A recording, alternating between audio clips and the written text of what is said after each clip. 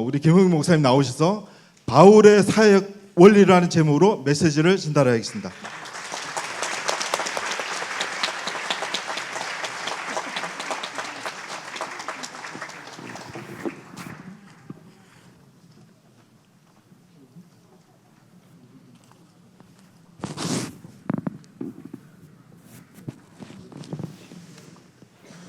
안녕하세요.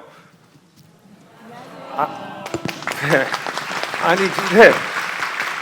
아니 이거 쉬어가면서 해야 되는 거 아니에요? 예, 우리 5분 쉽시다. 네, 5분 쉬고선 네.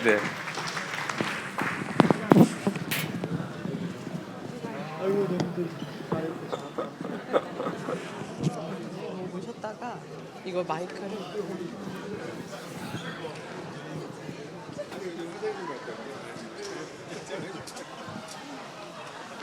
잘 들고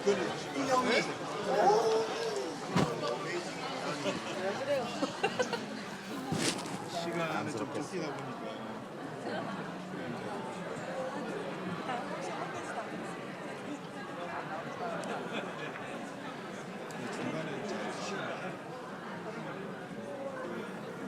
일부간에 계시죠? 아, 네.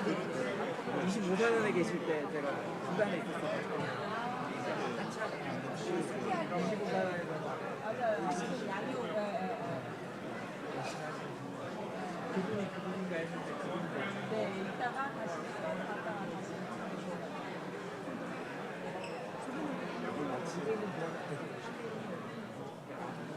네, 이제 내년 1월에 5년 6월에 가정을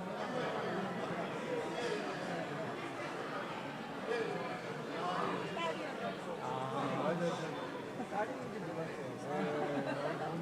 사례 발표를 하려고 좋겠다. 근데 여성분이 많지 않아서. 엄마를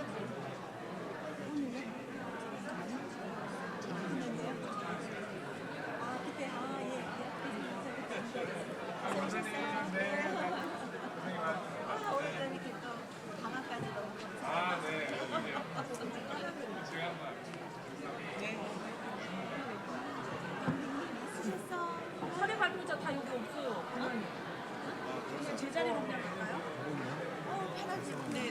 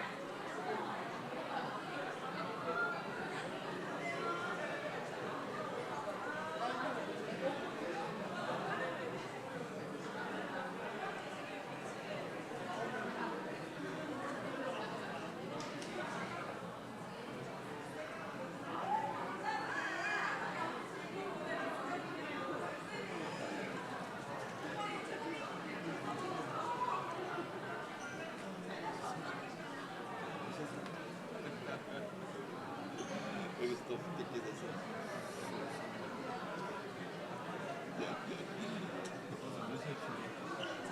아침에 집에서 6시 반에 나섰습니다. 버스 타고 시간 버스 기다리니까 또 집에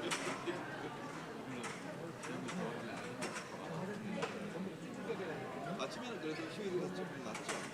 그렇지. 네네.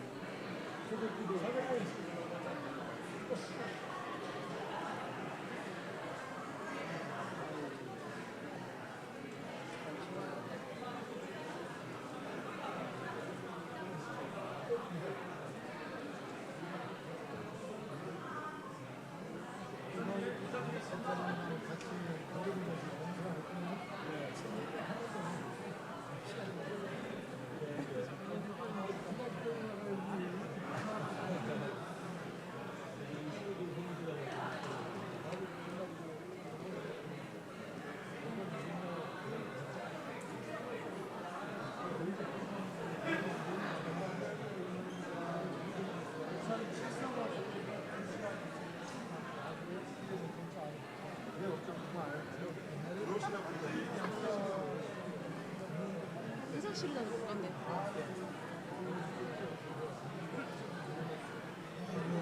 마이크. 잠깐만. 잠깐 지금 시작하시냐고 먼저 물어보죠. 잠깐.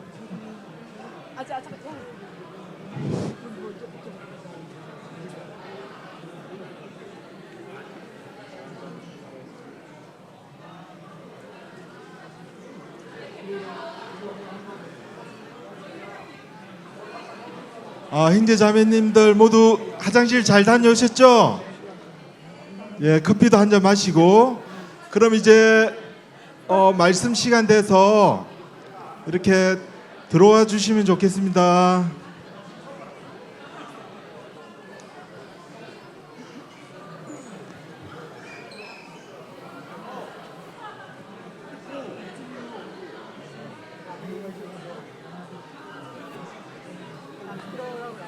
오랜만에 뵙고 해서 이제 또 반가운 분들도 많고 한데 좀 아쉽지만은 이제 또 우리 함께 말씀 듣는 시간을 가지도록 하겠습니다. 오늘의 메시지 기대되는 메시지입니다. 밖에 계신 분들은 안으로 들어와 주시기 바랍니다. 저희 형하고는 저희 형은 못 왔습니다. 네네. 형을 먼저 만나서. 감사합니다.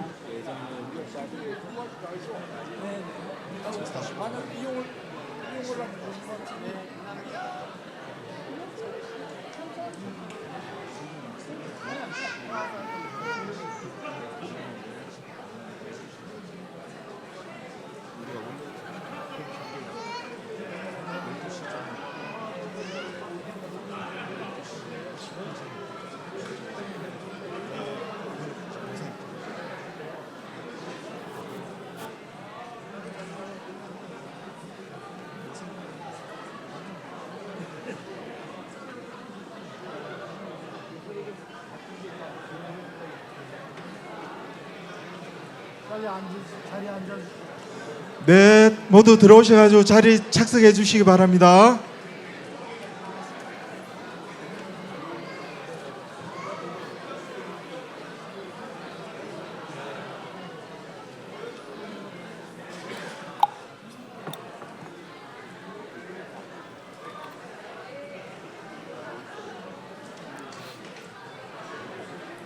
네, 많이 아쉬우시죠? 예, 들어오셔서 1분 뒤에 모두 착석해 주시기 바랍니다.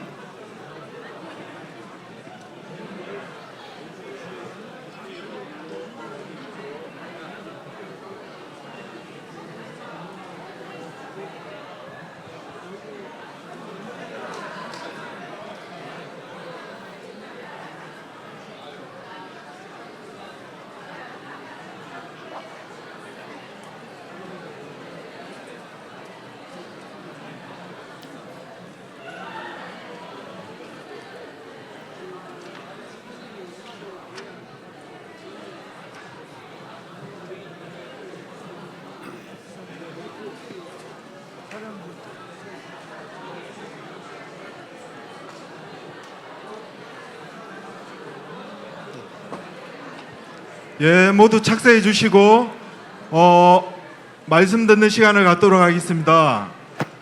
김영경 목사님 나오셔서 메시지를 전달하시겠습니다. 박수로 맞이해 주시기 바랍니다.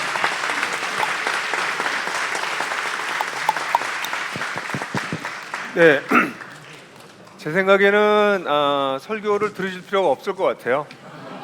네, 이미 메시지를 다 들으셔서 오늘 내가 안 와도 될 자리인데 이런 생각이 들 정도로 너무 다양한 얘기를 잘 들으셨어요. 그런 실제 살아있는 이야기를 들을 수 있다는 게 얼마나 감사한지 모르겠고, 제 개인적으로는 제가 풍성한 삶으로의 초대나 첫걸음, 또 하나님 나라의 도전, 이런 류의 책을 쓴 것에 대해서 다른 데는 몰라도 그냥 이 군교회만 봐도 너무 소중한 일을 했다라는 생각이 들어서 너무 감사드려요. 그걸 통해서 회심하는 사람들이 자꾸 일어나고, 또 정말 하나님 나라를 발견하는 분들이 나타난다는 것이 너무너무 자랑스럽고 너무 기쁘고 그렇습니다. 또 특별히 이 군교회는 제가 어쩌다가 애정하는 교회가 됐어요. 그래서 작년에는 이렇게 이어질 거라고는 저는 생각도 못하고 시카고에서 온라인으로 여러분들한테 설교했었고요. 그때는 이제 주제가 아마 모든 신자는 제사장이다라는 주제를 했었고, 가을에는 교회에 대한 이야기를 좀 여러분들하고 나눴었어요. 그래서 교회가 하나님의 꿈이다, 하나님 나라를 드러내는 공동체이다라는 얘기를 좀 했었고, 이번 봄에는 누가복음을 가지고 하나님이 지금도 일하고 계시는 하나님에 대한 말씀을 나눴고, 오늘은 사도행전 여러분들 다 읽으셨죠? 사실 이런 회중이 많지가 않아요. 이렇게 드센 회중. 이게 이상한 사람들이잖아요. 그러니까 보통 설교할 때는 이 이야기를 듣게 만드는데 굉장히 에너지를 쏟아야 돼요. 근데 여기 계신 분들은 막 들으려고 준비를 하시고, 사도행전도 다 책도 읽으시고, 사도행전도 여러 번 읽으셨죠? 그죠? 아마 5번 이상 읽으신 분 혹시 계세요? 사도행전을 5번. 이렇게 이 광신자들. 네. 5번 이상 읽으신 분들, 저분들 막 빛이 나잖아요. 네. 충경전 그래서 머리가 조금 빠지기는 것 같긴 해. 빛이 너무 나다 보니까. 그래서 이런 형제들한테 같이 말씀을 나눈다는 것은 부담스럽기도 하고 또 감사하기도 하고 그렇습니다.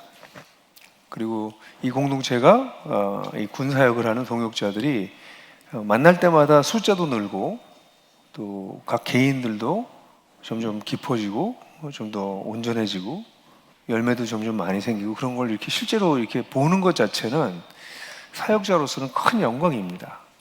그래서 그런 영광과 기쁨을 주신 여러분들한테 다시 한번 감사의 마음을 정말 나누지 않을 수가 없습니다. 잠깐 기도하고 말씀 나누겠습니다. 하나님, 이 귀한 동역자들 앞에서 또 말씀을 전하는데, 하나님, 저의 육체적인 상태나 또 여러 가지 저의 상태를 잘 아십니다. 하나님께서 우리 동역자들을 귀하게 여기셔서 부족한 종을 오늘도 사용해 주시기를 간절히 원합니다. 예수 그리스도의 이름으로 기도했습니다. 아멘. 오늘 저는 여러분들한테 먼저 그 강의안이 약간 제가 왔다 갔다 했어요. 뭐부터 설교할까 이렇게 고민하다가 원래는 바울의 사역 원리부터 하려고 했다가 다시 바꿨다가 다시 또 바꿨어요. 제가 보니까 사역의 원리로 하는 게 좋겠다 해서 아침에 보내드렸는데, 어쨌든 강의안은 두 번째 강의안이 첫 번째 설교입니다. 그래서 바울의 사역 원리에 대한 이야기를 여러분들이 좀 나누려고 그래요. 여러분들 지금 이 간증을 통해서 이미 수없이 들었지만, 이금희를 만났기 때문에 내 인생이 바뀌었다라는 게 그냥 아주 공통된 얘기입니다. 나에게 이런 선배가 있어서 내가 그 선배의 도움을 받아서 이렇게 크리스천 라이프를 살게 됐고, 또 나는 이제 다른 사람들에게 이금희가 되어서 그를 또 잘 섬기고 싶다. 그런 이야기들이 빠진 이야기가 없는 거예요. 빠진 데가 없는 것 같아요. 드문 현상입니다. 굉장히 드문 현상이에요. 이 드문 현상 때문에 사실 한국 교회가 좀 아픈 거예요.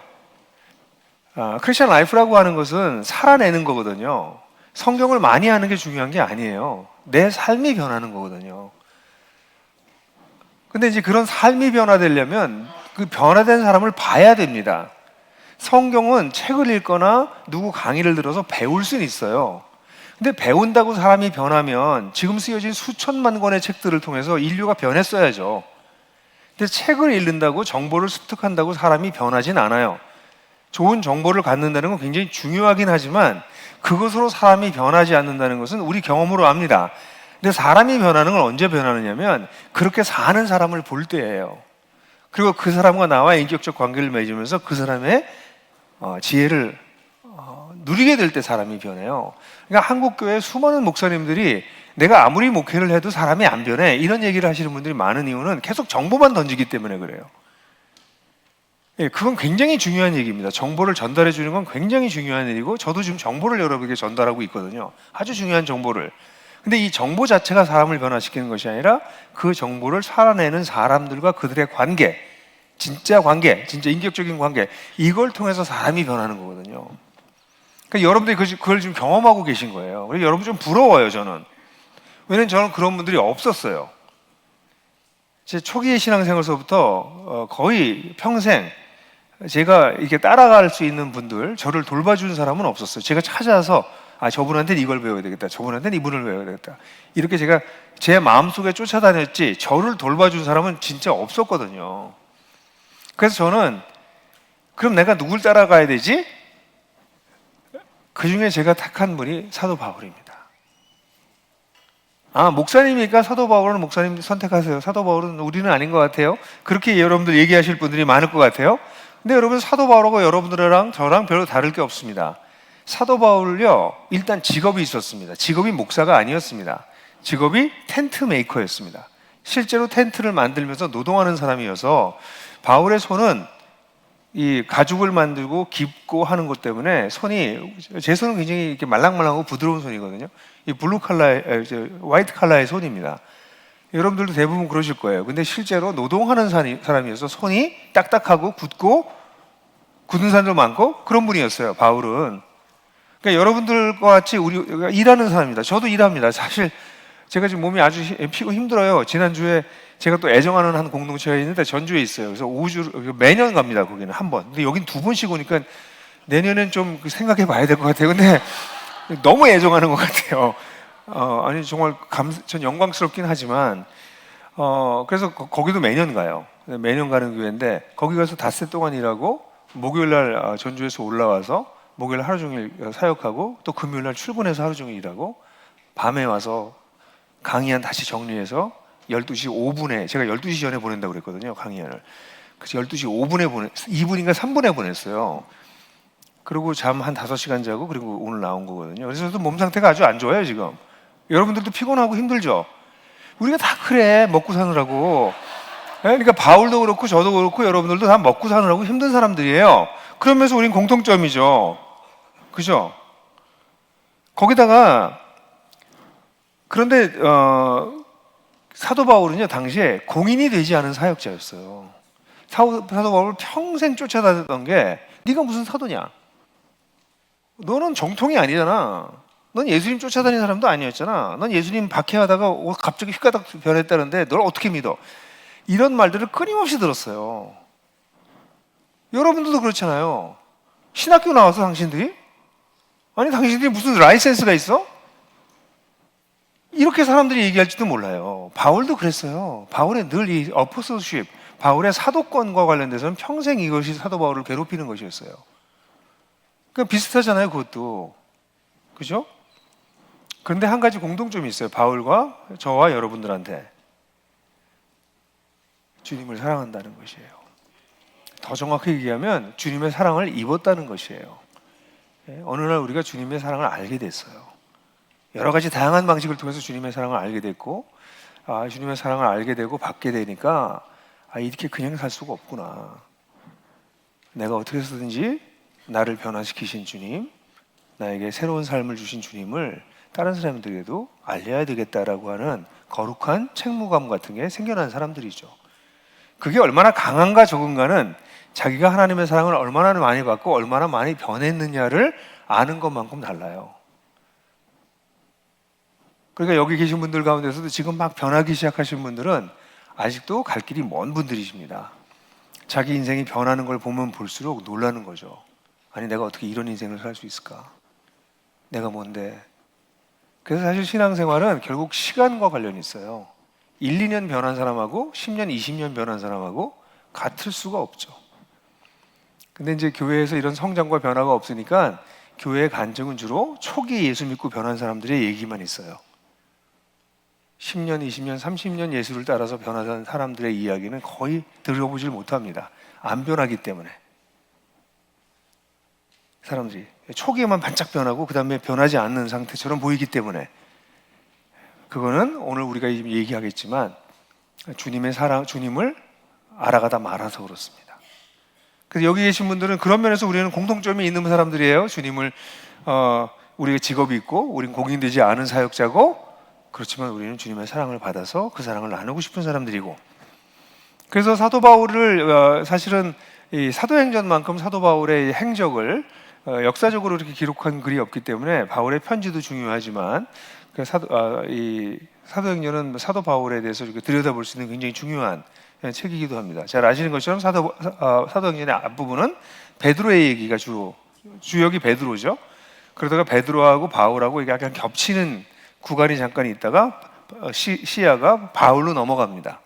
그래서 바울의 이야기가 끝까지 가서 오늘은 저는 이제 바울에 대한 이야기를 좀 하려고 그래요. 왜냐하면 저는 바울이 저의 히어로거든요. 저는 예수님은 경배의 대상이에요. 근데 바울은 저의 영웅이에요. 예수님은 저의 주님이시고 바울은 저의 영웅이에요. 그래서 이 바울에 대해서 이야기할 수 있어서 너무 감사하고, 오늘은 그래서 뭘 얘기할까 할 얘기가 참 많지만 오늘 제가 두 가지를 얘기해야 되겠다. 그래서 하나는 본문을 다루고 하나는 전체를 다루자, 이렇게 생각을 했어요. 그래서 오늘은 바울의 설교를 하나 다루려고 그러는데, 사도행전에는 사도 바울의 설교가 5번인가 나와요. 굉장히 중요한 설교들이 나옵니다. 근데 그 설교 중에서 유일하게 성도들에게 한 설교가 사도행전 20장에 나오는 설교입니다. 대부분의 설교는 이방인들에게 하는 전도 설교였어요. 근데 이 설교만이 성도들을 위한, 공동체를 위한, 그것도 지도자들을 위한 설교이기 때문에 오늘 딱 맞는다. 그래서 오늘 이 본문을 여러분들하고 다루겠습니다. 제가 읽겠습니다. 20장 17절부터 35절까지를 제가 읽을 테니까 잘 들어보십시오. 바울이 밀레도에서 사람을 에베소로 보내어 교회 장로들을 청하니 오매 그들에게 말하되, 아시아에 들어온 첫날부터 지금까지 내가 항상 여러분 가운데서 어떻게 행하였는지를 여러분도 아는 바니, 곧 모든 겸손과 눈물이며 유대인의 간계로 말미암아 당한 시험을 참고 주를 섬긴 것과 유익한 것은 무엇이든지 공중 앞에서나 각 집에서나 껄낌이 없이 여러분에게 전하여 가르치고, 유대인과 헬라인들에게 하나님께 대한 회개와 우리 주 예수 그리스도께 대한 믿음을 증언하는 것이라. 보라, 이제 나는 성령에 매여 예루살렘으로 가는데 거기서 무슨 일을 당하려는지 알지 못하노라. 오직 성령이 각성해서 내게 증언하며 결박과 환난이 나를 기다린다 하시나, 내가 달려갈 길과 주 예수께 받은 사명 곧 하나님의 은혜의 복음을 증언하는 일을 마치려 하면은 나의 생명조차 조금도 귀한 것으로 여기지 아니하노라.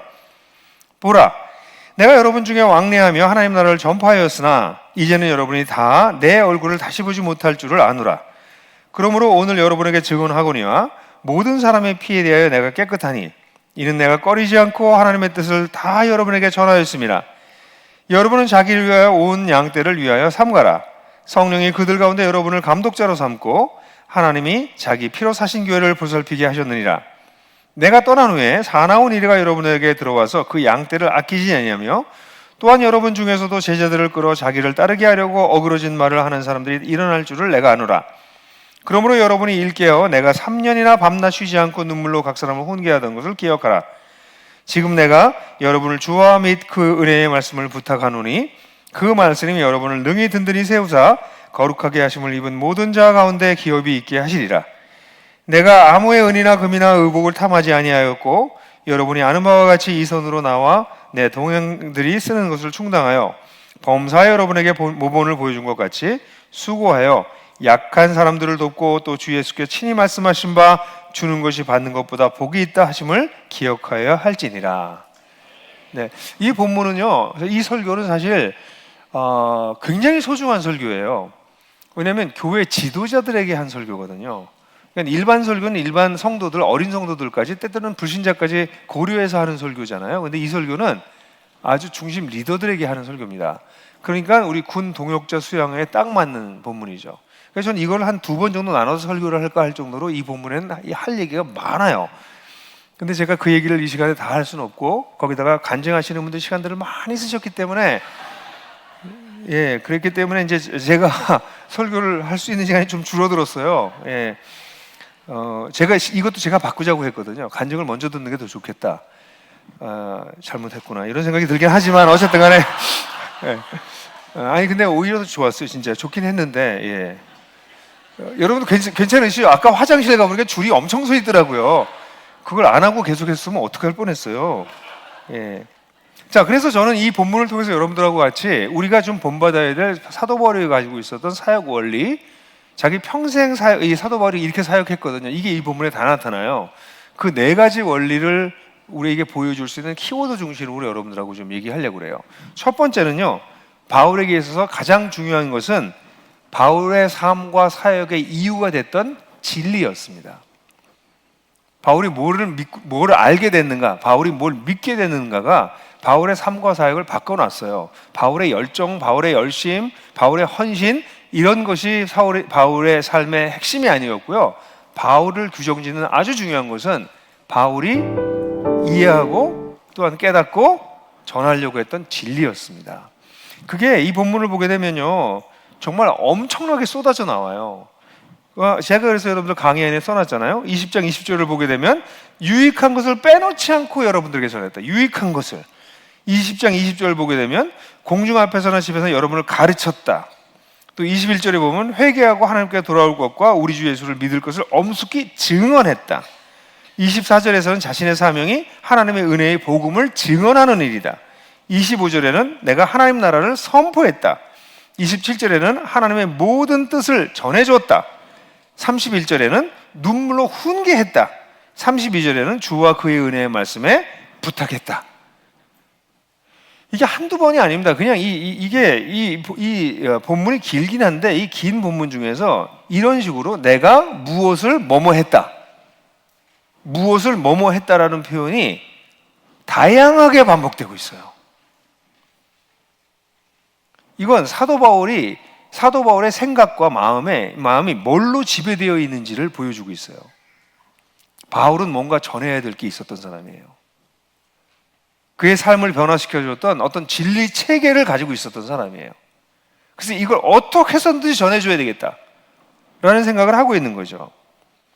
그래서 이 진리의 중요성에 대해서 우리가 그 주로 목적어를 보게 되면 유익한 것, 회개하고 하나님께로 돌아올 것, 주 예수를 믿는 것, 하나님의 은혜의 복음, 하나님 나라, 하나님의 모든 뜻, 주와 그의 은혜의 말씀. 목적어만 걸러내면 그렇게 걸러낼 수 있어요. 그러니까 이거 하나하나를 여러분들하고 다 얘기하고 싶은데, 그럼 오늘 점심은 못 드세요. 근데 이런 얘기들을 쭉 보게 되면 이게 정말 진리가 정말 중요하구나라는 걸 알게 되는데, 이것은 단순하게 성경 공부를 해서 성경 지식을 얻는 것을 뜻하지 않습니다. 이 내용을 잘 보십시오. 이 내용을 보게 되면 이 내용은 성경의 지식을 얘기하고 있는 것이 아니라 살아계신 예수 그리스도와 관련된 것들이에요. 사도 바울을 사로잡았던 것은 성경의 방대한 지식이 아니었습니다. 왜냐하면 사도 바울은 이미 예수 그리스도를 만나기 전에 구약에 정통한 구약학자였습니다. 구약에 대한 정보를 누구보다도 많이 알고 가지고 있었던 사람이 사도 바울이에요. 근데 그 구약만 가지고는 그는 사실은 그의 헌신으로 이상한 방향으로 달려가고 있었거든요. 그러다가 예수 그리스도를 만나고 나서야 그가 가지고 있었던 모든 지식이 통합됐습니다. 오늘날 우리가 이 진리가 중요해요. 그러면 성경 공부를 해야 돼. 또 뭐 신학교를 가야 되겠어. 뭐 세미나를 들어야 되겠어. 무슨 성경과 관련된 세미나가 뭐 오죽 많아요 말이죠. 그래서 그런 걸 들으려고 합니다. 신학교를 가려고 그래요. 근데 그런 성경 공부와 신학교를 가서 우리가 발견해야 될 것은 살아계신 예수 그리스도세요. 근데 성경 공부를 통해서 예수 그리스도를 선명하게 알지 못한다. 그건 사도 바울이 구약 공부하는 거랑 비슷한 거예요. 신학교를 가서 열심히 신학을 공부해요. 많은 목사님들과 전도사들이. 근데 신학교를 졸업할 때 예수 그리스도를 더 알게 되고 예수 그리스도를 사랑하지 않게 됐다면 그것은 바울이 구약을 공부했던 거랑 비슷한 상태가 되는 거죠. 잘 아셔야 됩니다. 여기서 진리라고 하는 것은 단순한 성경의 지식을 얘기하는 게 아니라 살아계신 예수 그리스도와 관련된 것이에요. 그럼 살아계신 예수 그리스도가 우리에게 전해주려고 했던 게 뭔가요? 그게 바로 하나님 나라였죠. 예수님 오셔서 돌아가실 때까지 하나님 나라를 가르치셨단 말이에요. 그래서 우리가 하나님 나라의 복음에 대한 이야기를 여러분들과 함께 나누기 시작했죠.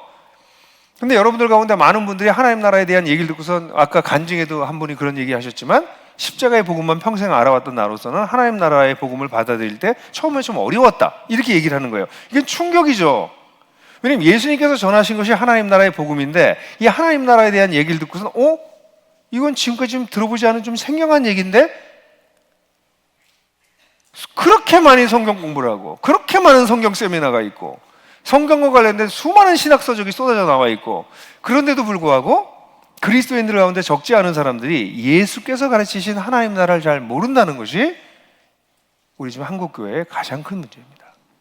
예수님을 사랑하면 뭐합니까? 그분이 가르치신 진리를 모르는데 그냥 자기가 생각하는 예수라고 하는 표상을 사랑하는 것이죠. 그러니까 예수님을 사랑하게 된다는 것은 그분이 정말 오셔서 돌아가실 때까지 끊임없이 가르치셨던 그리고 사실은 죽으신 이유가 됐던 하나님 나라를 알아야 되는 거죠. 그래서 여러분들 그림표는 여러분들 제가 몇 번 그려줬던 꿈에도 나오는 그림표는 기억나시나요? 예, 책을 또 보셨죠? 예, 그거 안 봐도 되죠. 그래도 한번 다시 볼까요? 꿈에 다시 한번 나오게. 대부분 우리가 바울이 가르친 하나님 나라가 아니라 예수님이 가르친 하나님 나라는 우리가 살고 있는 이 시대가 있는데 이 세대에 깨어진 이 세대 속에 예수님께서 오셔서 죽으심으로 하나님 나라가 시작됐다는 거죠. 예수님께서 오셔서 죽으심으로 하나님 나라가 시작됐다는 거죠. 시작됐다는 거죠. 왜?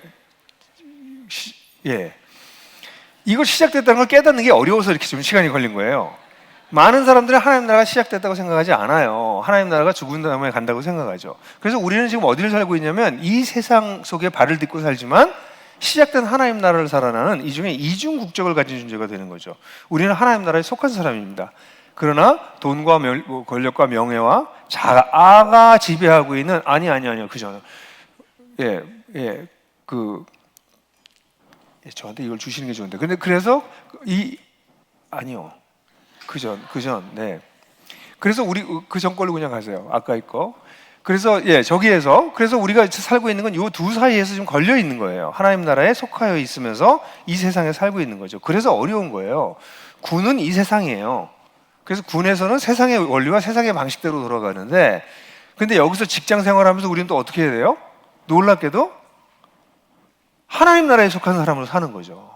그러니까 아까 그런 얘기 하시는 분이 한 분 계셨어요. 나는 군복을 입은 선교사다. 그러니까 군복을 입고 이 세대를 살아가고 있어요. 그러니까 군인으로서의 역할을 다 해야죠. 근데 나는 선교사야. 나는 하나님 나라의 뜻을 전하고 사는 사람이야. 이런 정체성을 갖는 것이 대표적인 그런 얘기죠. 그러면 어떻게 돼요? 갈등이 생겨요. 어려움이 생길 수밖에 없습니다. 세상에서 요구하고 있는 삶의 방식과 하나님 나라가 전하고 있는 삶의 방식과 가치관은 어떤 때는 완전히 다르거든요. 어떤 때는 비슷한 부분도 있어요. 다 다르진 않아요. 근데 어떤 건 굉장히 다르죠. 그래서 그 사이에서 갈등하지만 우리는 하나님 나라에 속한 사람으로서 갖게 되는 축복인 성령님과 동행하면서 하나님 나라를 살아내게 되는 거죠. 이 땅에서. 그러니까 크리스천 라이프라고 하는 것은 죽어서 천당 가는 것이 아니라 살아서 하나님 나라를 살아내는 사람들입니다. 하나님 나라를 얼마나 누리고 하나님 나라가 얼마나 대단한지를 아는 것. 저는 지난주에 전주에 가서 이제 설교를 하는데 내려가면서 너무 기쁘더라고요. 왜냐면 이 성도들에게 이 하나님 나라를 살아낸다는 게 얼마나 큰 축복인지 알려주는 것은 흥분된 일이거든요. 아니 예수 믿는 게 얼마나 신나는 일인데 저보고 그래요. 목사님 이제 나이도 들었는데 좀 슬슬 하세요. 그래서 내가 그래요. 힘들긴 해. 근데 이 재밌는 걸 어떻게 안 하니? 이렇게 좋은 일을. 그래서 제가 밤낮 그래. 야, 물 들어올 때 노조해야 돼. 이제 나도 나이가 들어가지고 이제 힘들어질 때가 있는데 나이가 들기 전에 열심히 이 사람들한테 얘기를 전해줘야지. 예수 믿는 게 얼마나 좋은 일인데 안 그래요? 그러니까 여러분들 오늘 여기 왔지 누가 오늘 여기 안 오면 안 된다고 이렇게 출석부 부르고 그래요? 여기 오시면 여러분들 경력에다가 이력서에다 그거 쓰세요? 군 동역 수용회 4회 출석 이런 거 쓰세요? 우린 세상적으로 경력도 없고 아무것도 안 되는 건데 여기 오는 이유가 뭐냐면 좀 우리가 맛을 보기 시작한 거죠. 근데 여러분들 맛본 게 아직도 멀었다고 얘기해도 괜찮아요. 계속 더 맛을 보시게 될 거예요. 이건 대단한 거예요. 그게 뭐냐면 시작된 하나님 나라를 살아내기 때문에. 예? 그리고 이 하나님 나라를 얘기할 때 사람들이 하나님 나라를 얘기하면 좀 힘들다고 얘기하는 사람들이 있어요. 아니 세상 살아도 힘든데 하나님 나라를 또 살아내라고? 이거 얼마나 힘들어. 그래서 하나님 나라는 좀 부담스러운 것 같아. 이렇게 얘기하는 분들이 있어요. 근데 그분들 하나님 나라 아직 발견하지 못한 분들이에요. 왜냐하면 제가 이번에 전주 가서 전했던 메시지가 자꾸 그쪽으로 가고 싶은 마음이 자꾸 들긴 하는데 그 본문이 딱 한 절이에요. 하나님 나라는 자기 밭을 갈다가 보배를 발견한 사람과 같으니 그가 보배를 발견하고 묻어놓고 급히 기뻐하며 집으로 가서 자기 전 재산을 팔아서 그 밭을 샀다고. 소작농으로 살다가 땅속에 묻힌 보화를 우연히 발견한 거예요. 그럼 이 사람이 이거를 사기 위해서 자기 전 재산을 팔기 위해서 이 밭대기를 사는 거가 헌신이냐? 헌신이에요? 억지로 그랬을까? 얼마나 설렜겠어요. 얼마나 설렜겠어요. 와, 내 재산 요거 코딱지만한 운막 팔고 그 다음에 일수를 하든 뭐 제3금융권을 쓰든 해서 돈 좀 모아가지고 저거 사면 저 밥값도 얼마 안 되잖아요. 저걸 사면 그 속에 들어있는 엄청난 보배가 내 거가 되다니 이걸 헌신한다고요? 보배의 가치를 모르니까 사람들이 헌신한다고 생각하지. 보배의 가치를 알게 되면 이건 흥분이에요. 세상에 이거 대박 뭐 이런 거죠. 이걸 뭐 어떻게 표현해야 되지? 천박하게 이렇게밖에 표현을 못 하겠어요. 예? 근데 하나님 나라를 발견하면 그런 거예요, 이게. 예? 근데 이제 발견하고 난 다음에 또 문제는 뭐냐면 이걸 갖다 뭐 해야 돼? 누려야 돼요. 근데 제가 그래서 이번에 그림을 좀 이렇게 챗GPT랑 그림을 그렸어요. 이거랑. 그것도 근데 재밌더라고요. 근데 어떤 모습이 떠오르냐면 보물을 발견하고선 그리고 난 다음에 몇 입 써가지고 움막을 자기 집에 이 땅에다가 짓고 옛날에 살던 움막 비슷한 거 짓고 이 보물함 위에 앉아 있는 거야. 나는 구원의 확신이 있어. 보물이 주어졌다는 건 뭐예요? 보물을 꺼내 써야죠. 수많은 크리스천들이 안 꺼냈어요. 나는 이제 보물을 받았어. 그래가지고 보물함 위에 앉아 있어. 난 구원의 확신이 있어. 그리고 세상 사람이랑 똑같이 소작농으로 살아요. 자기 땅인데 소작농으로 살던 거랑 다를 바 없이 살아요. 가정생활도 똑같고 부부생활도 똑같고 자녀 키우는 것도 똑같고 돈 버는 것도 똑같고 진급하는 것도 똑같고 그 뭐예요? 그러니까 이게 문제라는 거예요. 이걸 발견하게 되면 그걸 살아내는 게 크리스천 라이프라는 거죠. 그래서 아까 그림으로 다시 가게 되면 우리가 이 땅에 살면서 이 하나님 나라를 배우고 알아가면서 이걸 이 세상에서 살아내는 거예요. 그러다가 우리가 죽으면 그래서 그러다가 죽으면 또는 우리 주님이 오시면 이 세상이 끝나고 하나님 나라가 완성되는 거죠. 이건 얼마나 놀라운 일일까? 여기서 이것을 맛본 사람들이 소망이 점점 강렬해집니다. 여기서 맛보지 않은 사람들은 주님이나 빨리 오시라고 그래. 이 사는 거 영광 재미없고 형편없어. 그냥 빨리 죽고 할 수 있는 종말이나 왔으면 좋겠다. 이게 아니에요. 와, 이런 거라고? 그러면 이게 완성되면 어떻게 될까? 내 아내랑 사랑하는 것도 이게 보통이 아닌 것 같은데 아니 완전히 하나가 되는 그런 관계, 그런 친밀감은 뭘까? 이 땅에서 경험했던 것을 보고 완성된 걸 기다려. 여러분들 영화 예고편 보면 본편 보고 싶죠? 그죠? 우리 인생은 영화 예고편이에요. 중요한 주제가 여기 다 있는데 잘 연결이 안 되는 부분이 있어. 근데 주님 나라 오시면 본편이 상영될 거라고요. 할렐루야.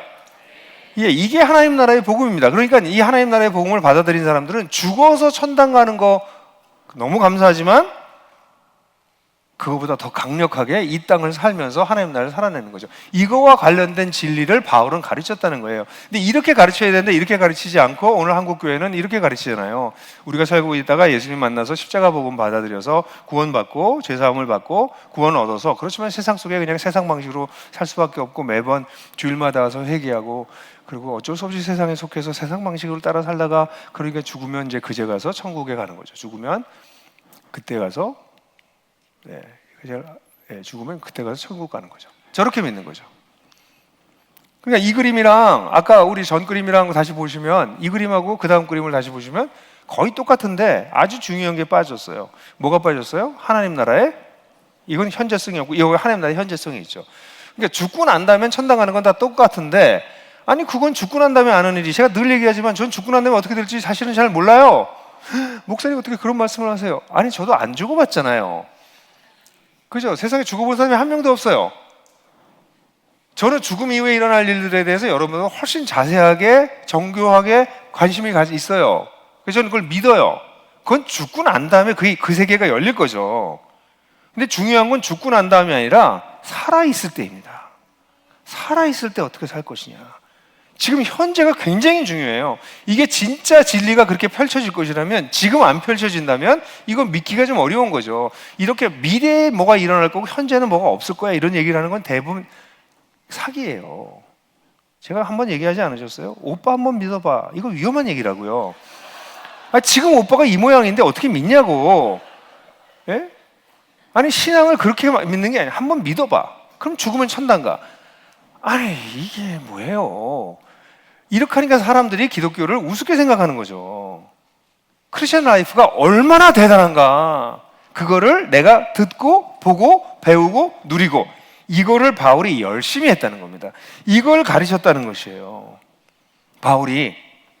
그러니까 바울이 여기서 지금 저기 에베소라고 하는 곳에서 굉장히 오랜 세월을 사역을 했는데 그 오랜 세월 사역하는데 뭘 했겠어요?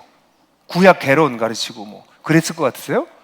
아니에요. 하나님 나라를 받아들이면 어떻게 사는지에 대한 얘기를 끊임없이 한 거예요. 거기다 얘기를 했다는 거죠.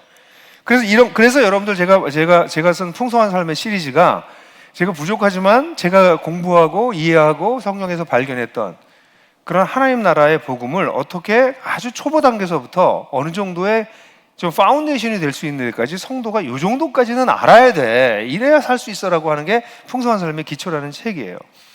그래서 이 하나님 나라라고 하는 걸 보여주고 살아낼 수 있도록 안내하는 건데 여러분들이 그런 풍성한 삶의 초대나 첫걸음을 통해서 초기 양육을 군에서는 많이 하시지만 여러분 자신을 성장하기 위해서 풍성한 삶의 기초 정도가 여러분들 가운데 아주 딱 가운데 싹 들어와서 이게 파운데이션이 돼야죠. 그러면 그거에 기초해서 이제 가정 생활이 바뀌고 부부 생활이 바뀌고 그죠? 그리고 막 저기 직장 생활도 바뀌고 나이가 들어가면 내 노후에 대한 생각도 바뀌고 예?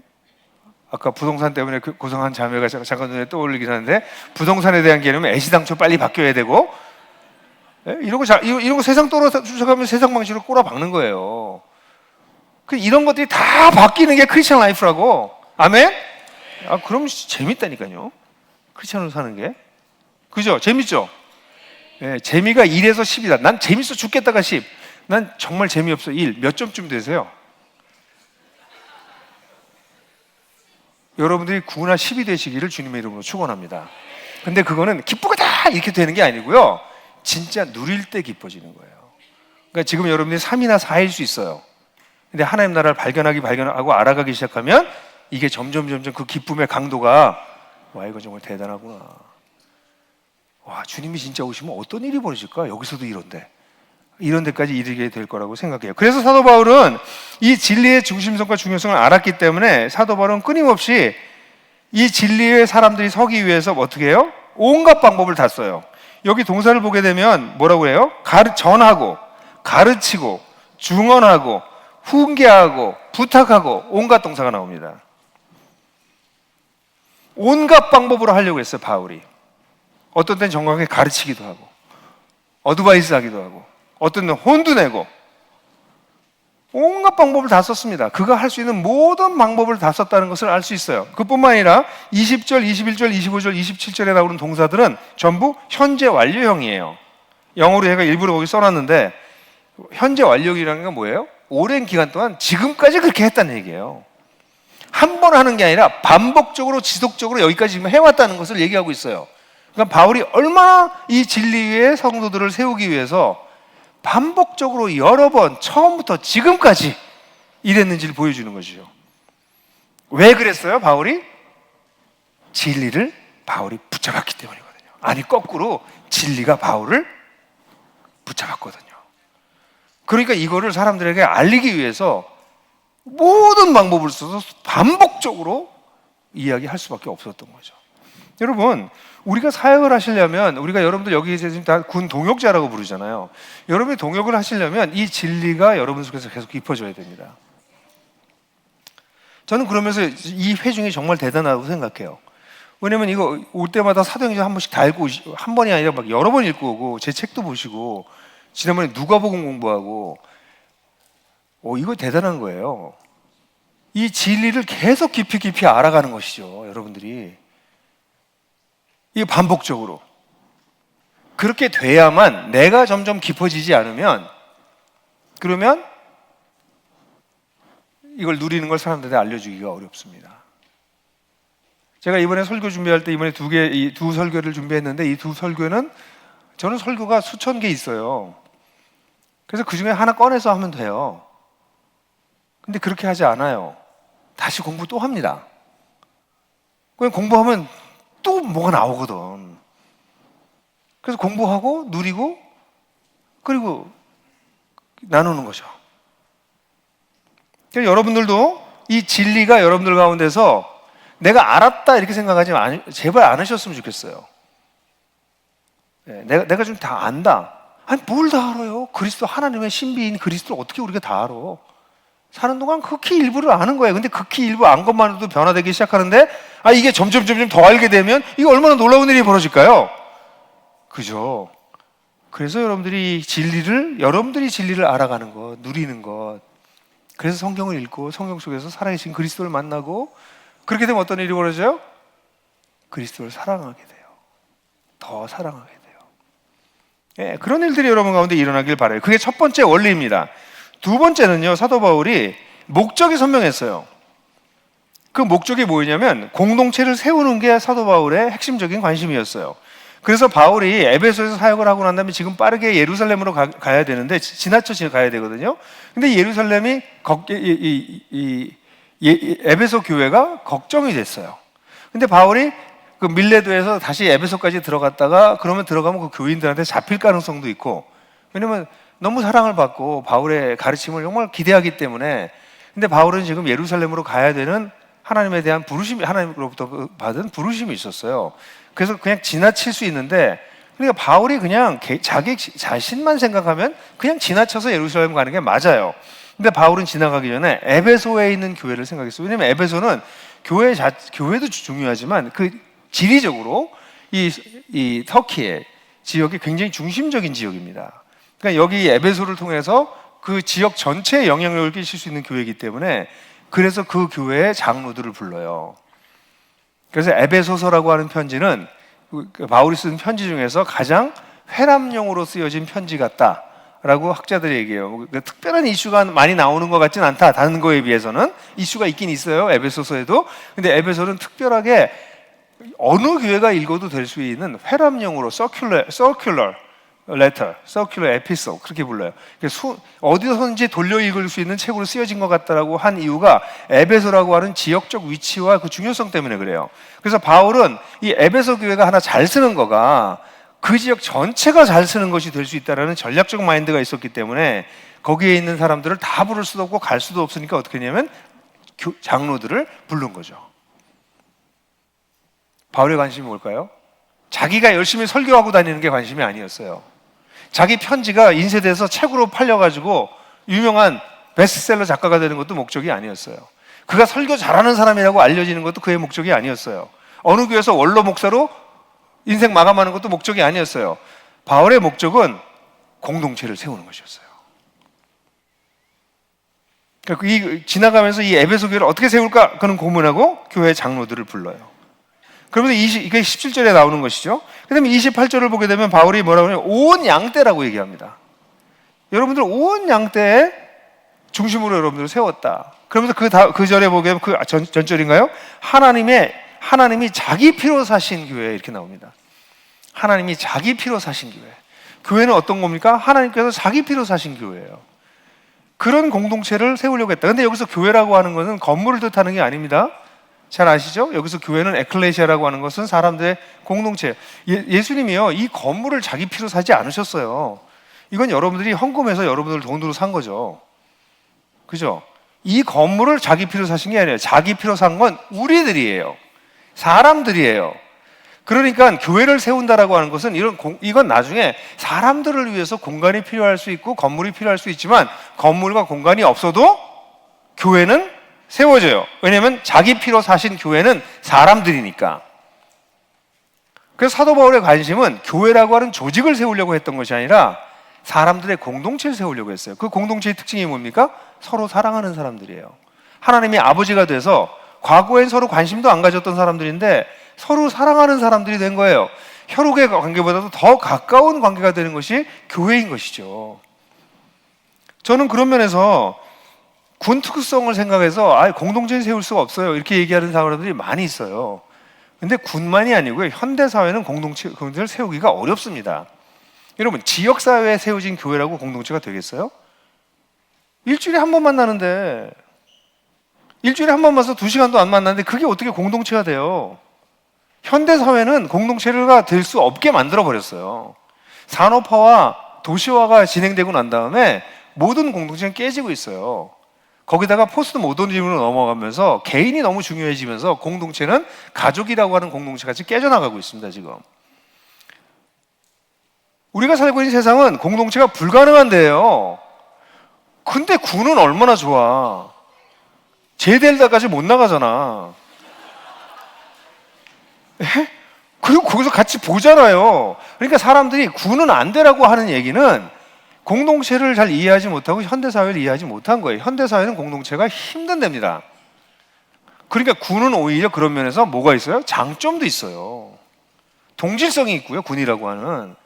그리고 군은 제가 보면 여러분들 이렇게 줄 맞춰서 앉고, 여기도 보니까 좌석도 정해줘. 여기는 딱 어떻게 앉으라고 쫙쫙. 그리고 아무 말도 안 하고 앉아. 예? 이게 뭐냐면 순종하는 자세가 돼 있어, 기본적으로. 그러니까 이거 지도자를 잘못 만나면 이상한 데로 갈 위험성은 있어요. 이 명령에 불복종하는 것도 배워야 되거든요. 크리스찬은 그걸 배워야 돼요. 예? 세상의 명령에는 어떤 데는 불복종한다. 왜냐하면 나는 주님께 복종해야 되기 때문에. 그죠? 제가 불온하게 느껴지세요? 예? 그게 크리스찬이기 때문에. 근데 군은 기본적으로 충성하는 게 훈련이 돼 있다고. 그게 얼마나 중요한 줄 아세요? 일반 교회에서는요, 성도들이 충성이라고 하는 단어가 사라지고 있어요.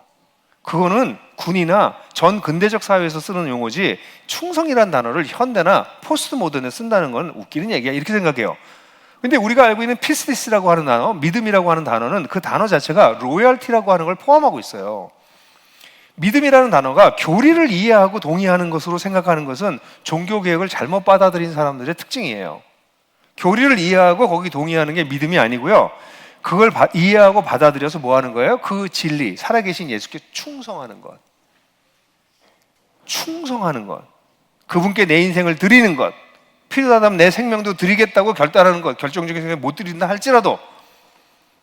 그게 믿음입니다. 근데 그런 믿음이 국가를 위해서 내 생명을 바치겠다, 뭐 이러면서 군인이 된 거 아니에요? 실제로 바칠 순간이 되면 안 바치는 경우가 많지만, 예? 근데 그러겠다라고 적어도 생각을 하고 그런 디멘전이 생긴 사람들이에요, 군인들이. 그리고 실제로 그렇게 살고 위기 상황을 겪으면서 점점 그 신념이 자기 속에 내면화되잖아요. 군인 생활 오래 제대로 한 사람들은 그게 딱 있다고요. 물론 그 사이에서도 계속 정치적 라인 따라가지고 요리조리 빠지고 이랬던 사람은 나중에 장성이 돼도 요리요리 빠지고 있는 거고, 그게 보인단 말이에요. 여러분들 보이죠? 보인다고요, 사람이. 근데 딱 이게 국가에 충성하고 이게 정말 공동체에 충성한 사람과 그렇게 말하면서 자기의 이익을 취하고 있는 사람은 다르다고요. 그죠? 갑자기 분위기 쌓여지는 것은 제가 누구를 지금 알고 표적 설교하고 그러는 거 아니에요. 그러니까 그래서 군이라고 하는 것은 그렇지만 그 전체적으로 충성하는 게 분위기예요. 근데 현대사회, 현대교회는요, 조금만 예배 늦게 끝나면 막 시계 봐요. 그래서 막 나가요. 아니, 지금 내가 1시간만 예배 드리러 왔는데 오늘 목사가 왜 5분이나 더 해? 그 나가요, 막 일어나서. 충성이란 일도 없어요. 그러니 이런 공동체는, 군이라고 하는 공동체는 유리한 게 많다고요. 제발 군인이니까 공동체가 안 된다는 말을 이제 집어치우세요. 지역사회가 더 어렵습니다, 지금 바깥체가. 오히려 여기가 공동체 세우기 더 쉽다, 어떤 면에서. 그래서 마중물 공동체 같은 경우 보면 그네 특성을 사용해가지고 공동체를 지금 만들고 있잖아요. 청년들의 공동체를. 청년들의 공동체는 더 어려워요. 그리고 우리가 배워야 돼. 이 상황에서 공동체는 어떤 식으로 존재할 수 있을까? 그걸 연구하고 방법을 찾아내야 되는 것이지 안 된다고 얘기하면 안 되는 거예요. 지금 줌, 이 온라인 커뮤니케이션도 있고 할 수 있는 방법이 굉장히 많거든요. 그래서 저는 공동체를 세우는 것이 우리의 목적이 되어야 된다는 것은 피할 수 없다는 거예요. 그런데 이런 공동체를 세우려고 한다면 반드시 뭐가 필요해요? 지도자가 필요합니다. 지도자가 없으니까 공동체가 안 세워지는 거예요. 다시 말하면 우리 식으로 얘기하면 이끌미가 없으니까 안 세워지는 것입니다. 28절을 보게 되면 이 리더들이 해야 될 역할을 선명하게 보여주는데 28절을 한번 다 같이 한번 읽어볼까요? 시작. 여러분은 자기를 위하여 또는 온 양떼를 위하여 삼가라. 성령이 그들 가운데 여러분을 감독자로 삼고 자기 피로 사신 교회를 보살피게 하셨느니라. 여기 굉장히 중요한 표현이 나오는데요. 이 사람들은 누구예요? 여러분은 장로들입니다. 그죠? 장로. 이 장로들은 대부분의 그 당시에 이제 당시는 전통 사회였기 때문에 그 지역 사회의 리더는 나이 드신 분들이었어요. 그래서 엘더라고 하는 표현이랑 거의 비슷합니다. 근데 지금은 그렇게 딱 적용할 수는 없어요. 그래서 그 교회, 그 공동체의 리더들이 이 엘더예요. 근데 이 리더들이 되면 제일 먼저 뭘 해야 되냐면 자기를 위해서 또 뭐예요? 온 양떼를 위해서, 공동체를 위해서 스스로 자기 먼저를 잘 돌아보고 자기가 먼저 하나님 앞에 설 수 있도록 잘 살피라는 거예요. 잘 삼가라. 그 얘기 뭐냐면 우리는 이제요, 옛날엔 나만 위해서 사는 사람이었는데 이제는 나들 위해서도 내가 그러지만 내가 섬기고 있는 공동체를 위해서 나는 이제는 좀 조심할 사람이야. 이렇게 하는 거예요. 이것도 군에서 얼마나 이해하기가 쉬워요. 하급 장교나 아니면 그냥 일반 병사는 그냥 하라는 대로만 하면 되잖아요. 근데 위로 올라가서 지휘체계 위로 올라가면 올라갈수록 어떻게 해요? 본인이 삼간다고요. 군인이 흐트러지는 군인이 있을 수가 없잖아요. 근데 기본적으로 딱 자기를 삼가는 것이 여러분들한테 몸에 장착되어 있는 사람들이라고. 왜? 따라오는 사람도 있고 부하가 있으니까. 그러니까 군이 얼마나 좋은지 몰라요. 제가 볼 때는 그런 게 훈련이 되어 계시잖아. 그게 영적으로도 동일하다는 겁니다. 내 자신이 하나님 나라를 잘 누리고 살아갈 뿐 아니라 나를 보고 따라오는 사람들이 있으니 그 사람들을 위해서 내가 좀 삼가해야 되겠다. 내가 함부로 사실 말아야 되겠다. 뭐 김구 선생님이 얘기한 것처럼 뭐 뒤따라오는 사람을 위해서 함부로 걷지 말아라. 예? 뒤따라오는 사람은 이정표가 되겠다. 뭐 그렇게 뭐 대단한 얘기는 아니어도 그래도 내가 잘 살아야 됐다. 나 사는 걸 보고 누군가 변화될 수도 있고 인생이 바뀔 수도 있겠구나. 그러면 제일 먼저 지도자가 하는 게 뭐예요? 자기를 삼가는 거예요. 나는 예수를 더 사랑하고 있는가? 난 더 깊어지고 있는가? 내 가정은 작년보다 훨씬 좋아졌나? 내 자녀들과의 관계는 훨씬 좋아졌나? 아까 간증하시는 분이 아이가 대답만 해줘도 고맙다, 그런 얘기를 들었는데 그 단계가 이제 넘어가야죠. 그래서 그 아이하고 일단 물건을 잡는 거는 뭐 치사하긴 하지만 할 수 있는 방법 중에 하나라고 생각은 돼요. 예. 근데 이제 아이들하고 이제 관계 맺는 법을 배우셔야죠. 아이들하고 같이 얘기하고, 그래서 친구가 되는. 아이들하고 어떻게 우정을 발전시킬 건가. 뭐 이런 게 그리스도인 가정에서 일어나는 일이에요. 그럼 나중에 나이가 들면 진짜 행복해져요. 저는 아이들이 28, 26, 24인데 걔네들하고 우정 관계가 이제 형성되고 위로 갈수록 이젠 좀 정말 친구 같아요. 그래서 굉장히 멀리 떨어져 있어요. 미국에 있고 하나는 시카고에 있고 하나는 뉴욕에 있는데 또 하나는 이제 지방 대학 다니고 있고. 근데 이 아이들하고 줌으로 계속 만납니다. 정기적으로 만납니다. 아이들이 그 시간을 좋아합니다. 시간 맞추기가 어렵지만 제가 무엇보다 우선순위를 둡니다. 그럼 만나서 1시간 반씩 같이 얘기해요. 온갖 얘기를 합니다. 진짜. 이게 부자 간에 저렇게 얘기할 수 있나? 부녀 간에 저런 얘기까지 할 수 있나? 가능합니다. 이게 하루아침에 되지 않습니다. 그러나 하나님 나라를 어릴 때부터 같이 살아내면 그렇게 되고 이제 동역자가 되기 시작해요. 애랑 꿈을 같이 꾸고. 그래서 이번에도 미국에 누가 아는 분이 가는데 책을 한 박스를 보내달라고 그래서 한 박스를 보냈어요. 제 책들이죠. 반은 딸이 갖고 반은 아들이 가져서 그거 가지고 거기서 자기 친구들하고 같이 나누고 사역하겠다고. 그러니까 사역도 같이 하게 되고.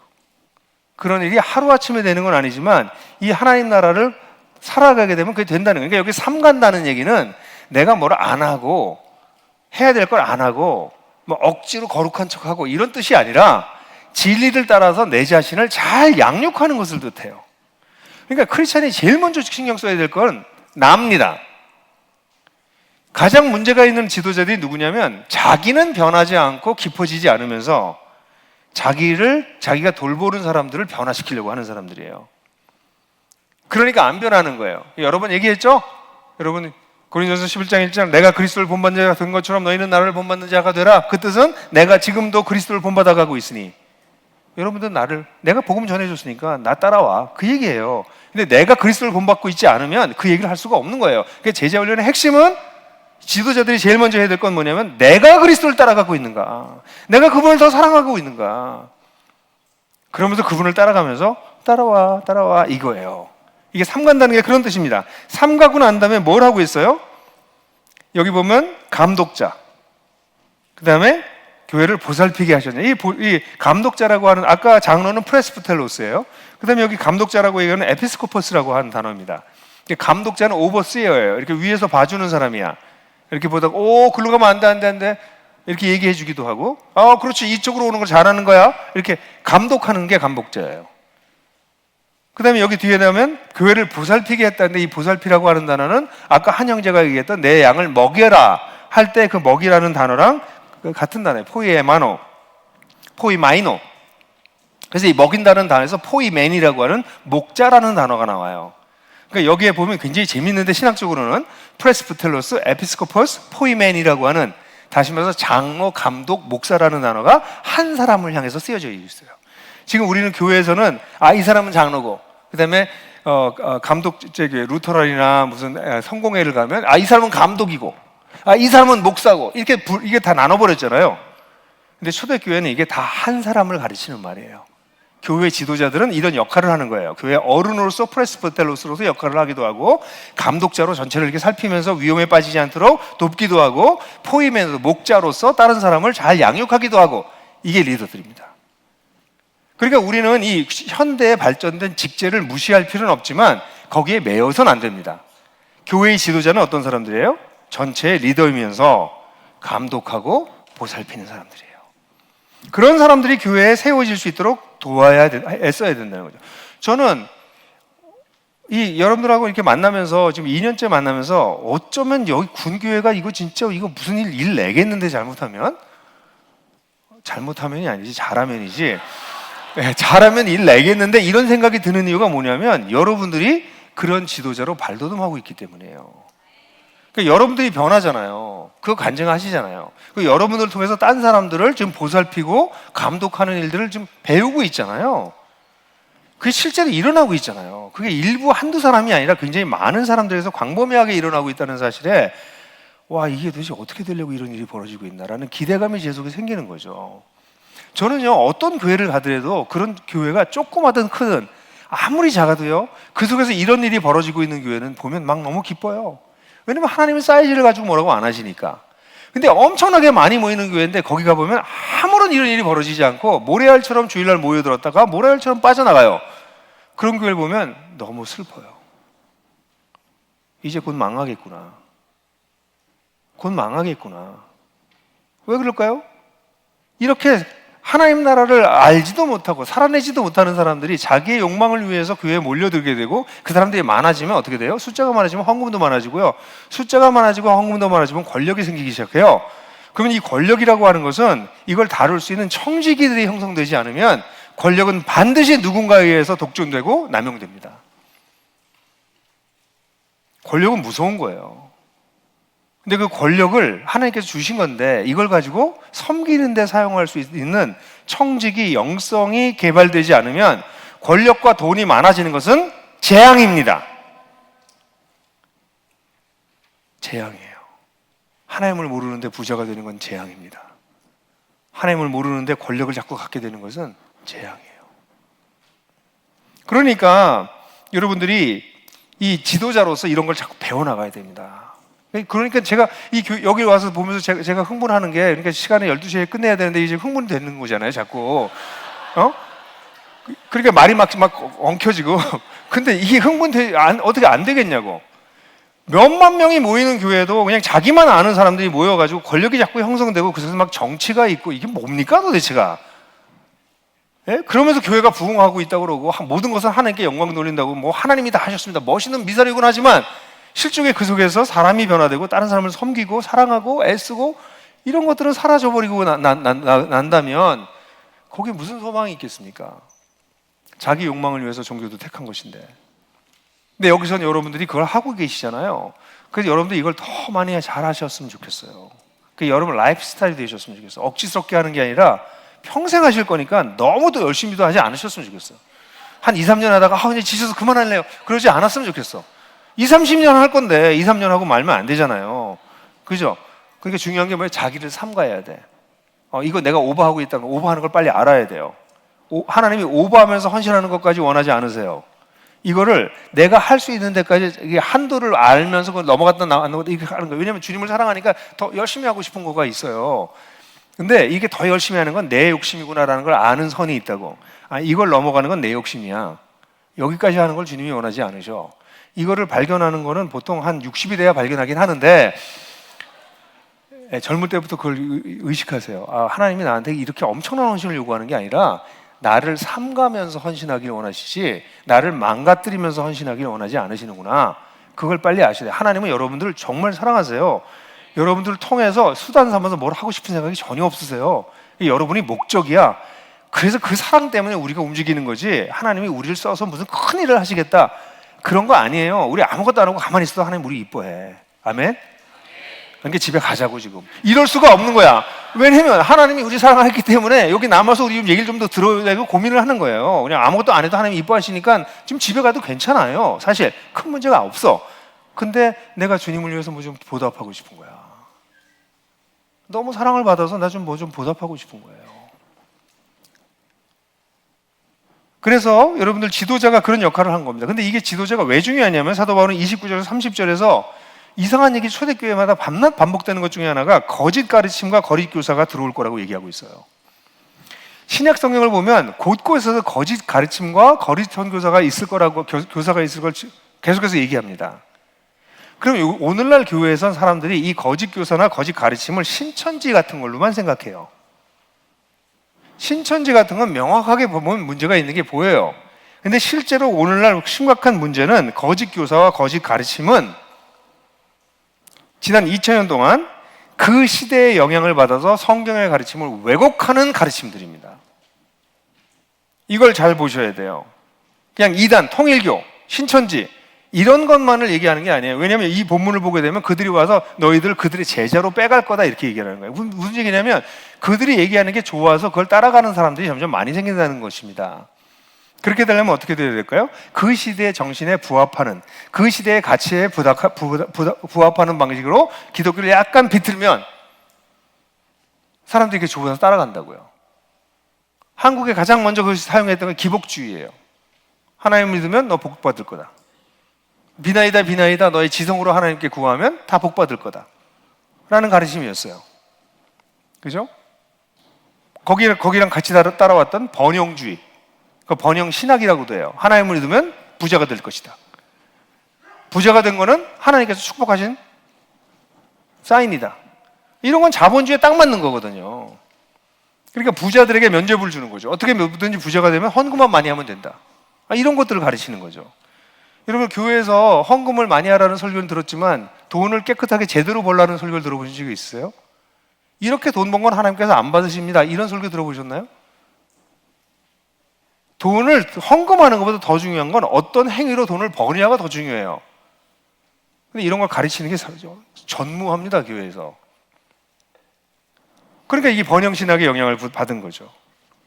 물질주의. 거기다 아주 무서운 것 중에 하나가 패권주의. 패권주의가 뭐예요? 힘으로 뭐 하는 겁니다. 교회도 힘으로 해요. 리더들이 힘으로 합니다. 말 들어. 우리가 결정한 건 들어야지. 힘으로. 뭘로 하는 거예요, 교회는? 사랑으로 호소하는 겁니다. 본보임으로 호소하는 거예요. 그게 기본인데 이걸 하지 않으면 그 다음에 교회를 운영하기 위해서도 뭐가 필요해요? 힘이 필요해. 그러니까 교회가 보면 아주 층층시야로 하이어로키컬해요, 딱. 세상 무슨 직장 구조처럼 돼 있는 데도 있어요. 이게 무슨 교회예요? 이게 무슨 하나님의 가족이야? 이런 것들이 교회에 차고 들어온다는 거죠. 그래서 저는 이제 목사니까 우리 부목사님들 보면 어떤 데 보면 뭐 부목사님들도 문제가 있지만 부목사님도 어떻게 보면 일용직보다도 못해요. 교회에서 어떻게 사역자들을 저렇게 앞에서는 목사님 그래서 뒤에서는 저렇게 대우하나? 이런 일들이 우리 가운데 있단 말이에요. 이거는 이 시대에 영향을 받은 겁니다. 그뿐만 아니라 세상에 나가서도 힘으로 뭐 하려고 그러는 거예요. 우리가 이렇게 커. 우리 교회도 이렇게 크게 졌어. 이 큰 교회들이 모이면 얼마나 힘인 줄 알아? 뭐 이런 겁니다. 세상을 변화시키려면 우리 세를 자랑할 것이 아니라 우리가 얼마나 희생하는지, 우리가 얼마나 사랑하는지 그걸 보여줘야 되거든요. 그리고 세상을 향해서 이거는 운동권이 하는 거고요. 우리는 다른 종류의 삶을 사는 걸 보여줘야 돼요, 세상에. 근데 그건 안 하면서 교회 세습 문제요, 표절 문제요, 음란 문제요, 이런 걸 하나도 해결하지 않으면서 세상을 향해서 이런 고쳐야 됩니다, 이런 얘기를 하면 사람들이 뭐라고 그럴까요? 너나 잘해. 너희들은 일반 사회에서도 없는 일들이 교회에 있으면서 뭘 지금 밖에 나와서 뭘 걱정해? 이런 얘기를 하는 거지. 근데 이렇게 움직이게 되는 게 뭐예요? 패권주의 때문에 힘으로 간다, 우리는. 기독교의 힘은 수나 쪽수나 돈이나 규모나 사이즈가 아니라 사랑에서 오는 것입니다. 낮아짐, 희생함.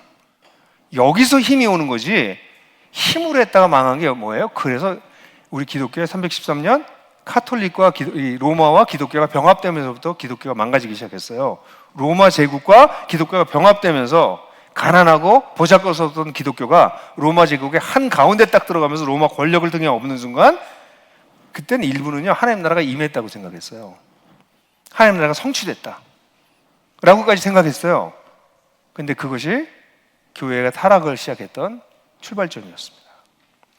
그렇기 때문에 여러분들 이 지도자들이 해야 될 것 중에 아주 중요한 거는 세상을 분별하는 거예요. 세상을 분별해서 무엇이 하나님의 뜻이고 무엇이 하나님의 뜻에 맞지 않는 가치관인지를 알아내고 분별하는 게 지도자들이 해야 돼요. 그렇지 않으면 어떻게 될까요? 교인들은 조작돼요. 잊지 마세요. 지난 2000년 동안 선량한 교인들은 끊임없이 조작당해 왔어요.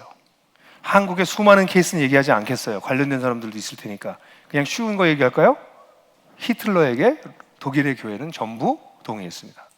극히 일부만이 히틀러에게 유대인을 학살하던 그리고 세계 대전을 일으켰던 히틀러 정권에 대해서 문제가 있다고 얘기한 것은 일부 크리스찬이었고 대다수 90%가 넘는 사람들은 히틀러 정권을 열렬하게 응원했고 그 정권을 위해서 기도했고 그 정권을 위해서 예배했습니다.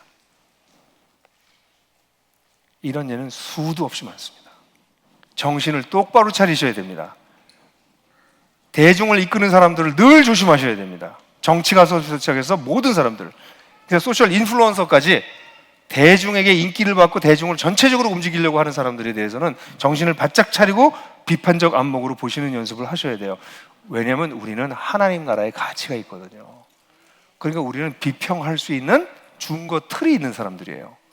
이게 깊어지셔야 돼요. 그래야 한국교회 살 수 있습니다. 그렇지 않으면 큰일 납니다. 이미 큰일 나고 있지만 그래서 이런 지도자들의 역할이 너무 중요해요. 자기를 살피고 사람들을 보살피고 사람들을 돌볼 뿐만 아니라 시대를 분별해서 우리를 속이고 조종하는 것들에 대해서 이거 성령의 지혜로 이것을 분별해내는 그런 성도들이 하루아침에 나오진 않겠지만 같이 고민하고 공부하고 기도하고 그러다 보면 우리도 자꾸 역량이 쌓이게 되는 거예요.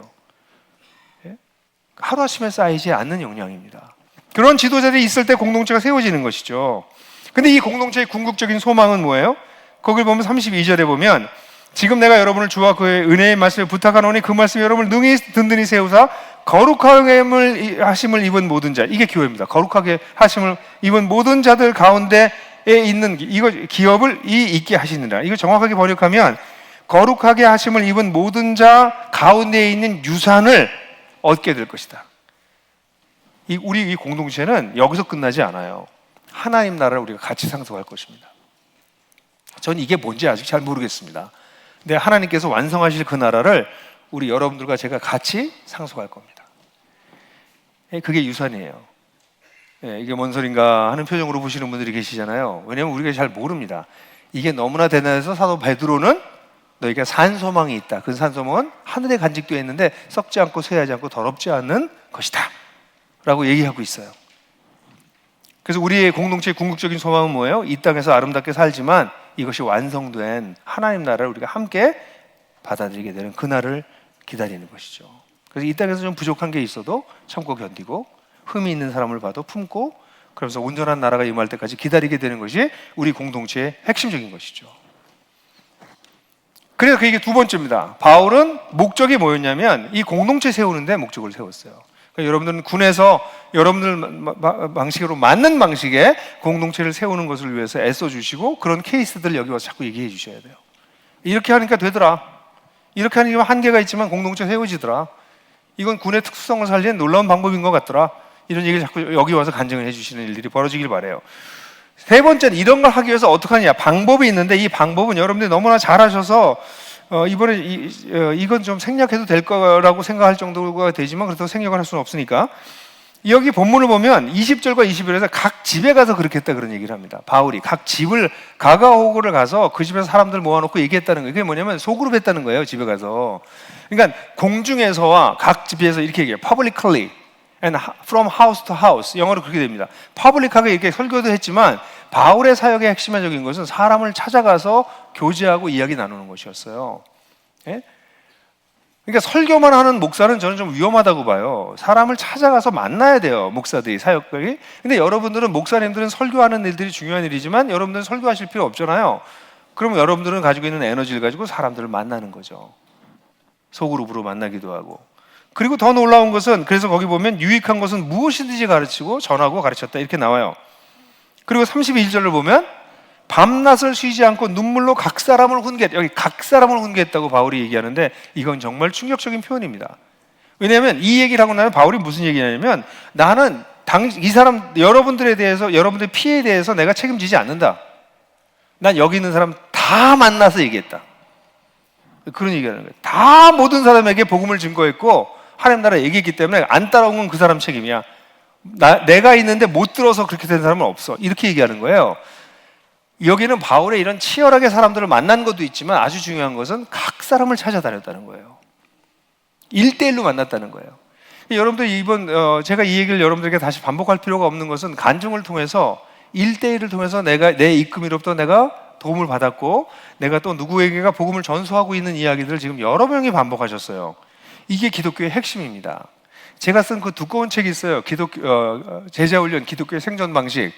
그 얘기의 방문론의 핵심은 기독교가 지금까지 생존해온 방식은 복음을 전수했기 때문이라는 거예요.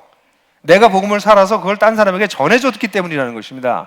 그걸 어떻게 할 수 있어요? 그건 1대1로밖에 안 돼요. 제가 아이들을 만날 때 셋을 같이 만나서 얘기를 못합니다. 셋이 성장 수준도 다르고 애들이 가지고 있는 이슈가 다 달라요. 그러니까 저는 한 달에 한 주씩, 한 번씩, 매주, 그러니까 첫째 주에 첫째 놈, 둘째 주에 둘째 주, 세 번째 아들, 그런 방식으로 아이들하고 만나서 1시간 반씩 대화를 나눕니다. 그래야 얘네들을 세울 수 있거든요. 근데 다 모아놓고 얘기하면 공통분모밖에 얘기할 수가 없다고요. 그렇죠. 그래서 내 아이를 키울 때도 각 아이를 키우는 거예요. 그러니까 여러분들이, 저는 그래서 어릴 때부터 아이들을 데리고 다닐 때 애들 셋을 데리고 다니는 건 애를 보는 시간이에요. 와이프를 쉬게 하기 위해서 제가 아이들 셋을 데리고 다니는 거죠. 그럼 동네 사람들이 쳐다봐요. 왜 저 사람은 아내는 없이 남편이 애를 셋을 안고 데리고 다니나, 집에 무슨 일이 있구나, 이렇게 해서 아주 안타까운 눈으로 쳐다봐요. 근데 실제로 그때는 이 아이들하고 관계를 맺을 수가 없어요. 그냥 애기를 보는 거지, 얘네들을 놀리는 거지.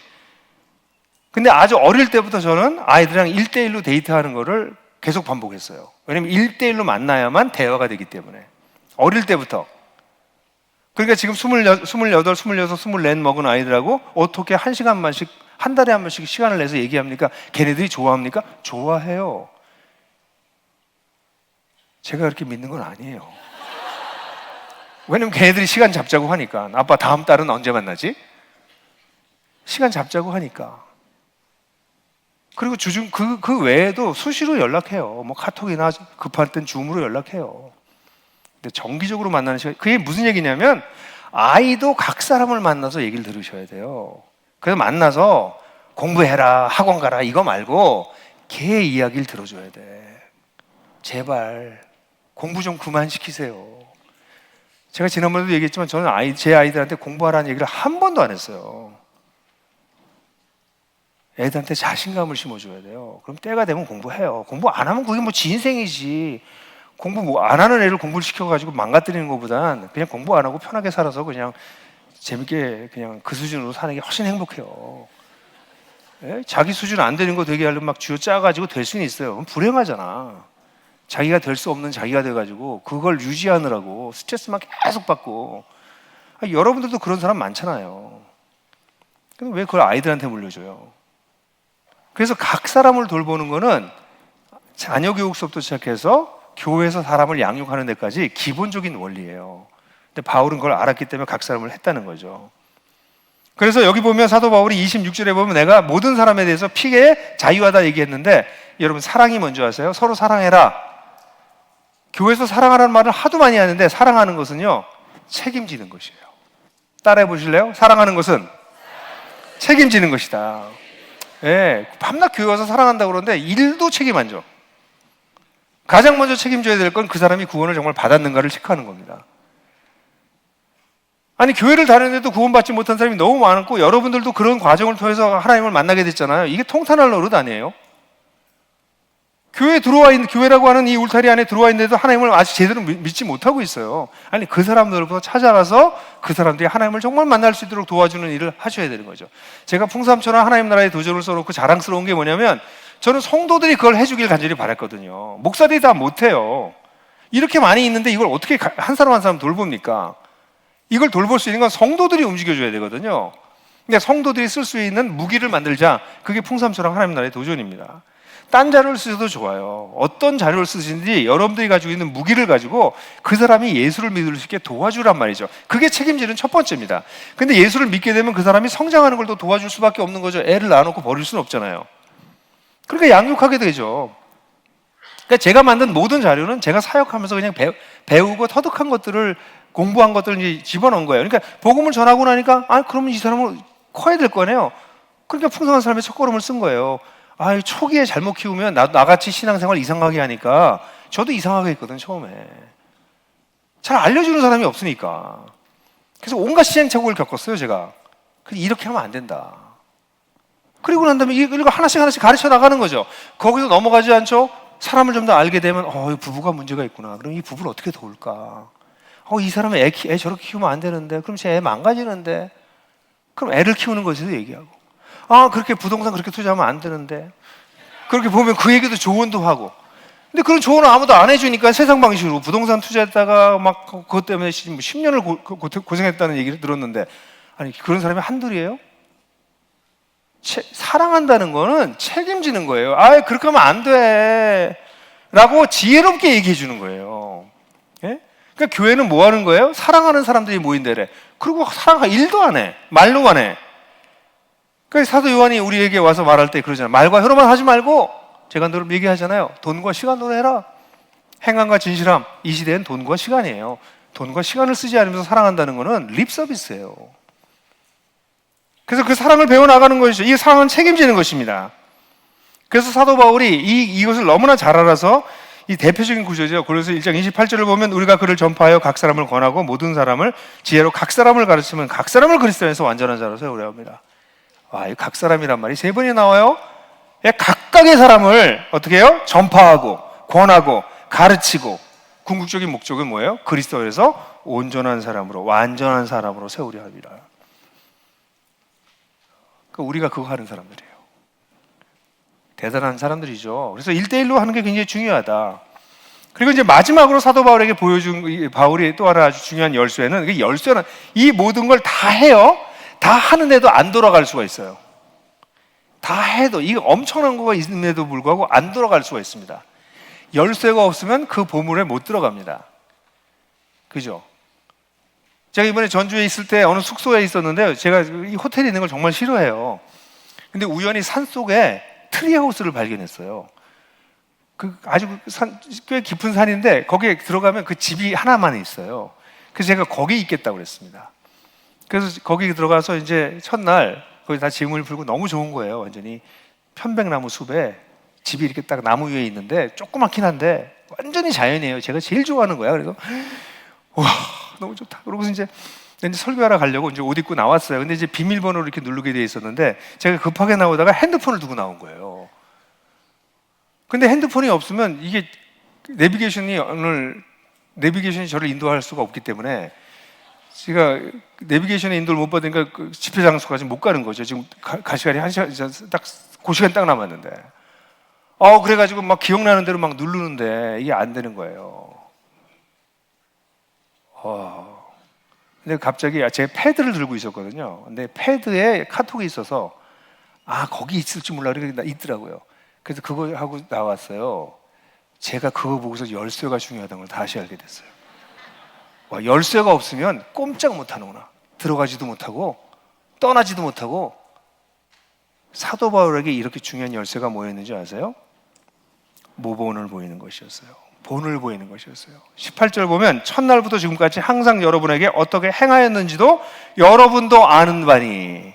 사도 바울이 이건 여러 군데서 써요. 데살로니가에서 쓰고 디모데 전서에서 쓰고 이렇게 보시면 너희들이 내가 어떻게 샀는지 보았잖아. 알잖아. 모르지 않잖아. 보고 알았잖아. 이런 표현들이 반복적으로 나옵니다. 잘 읽어보세요. 바울은 무슨 얘기를 하냐면 니들이 봤잖아. 내가 그렇게 사는 거 봤잖아.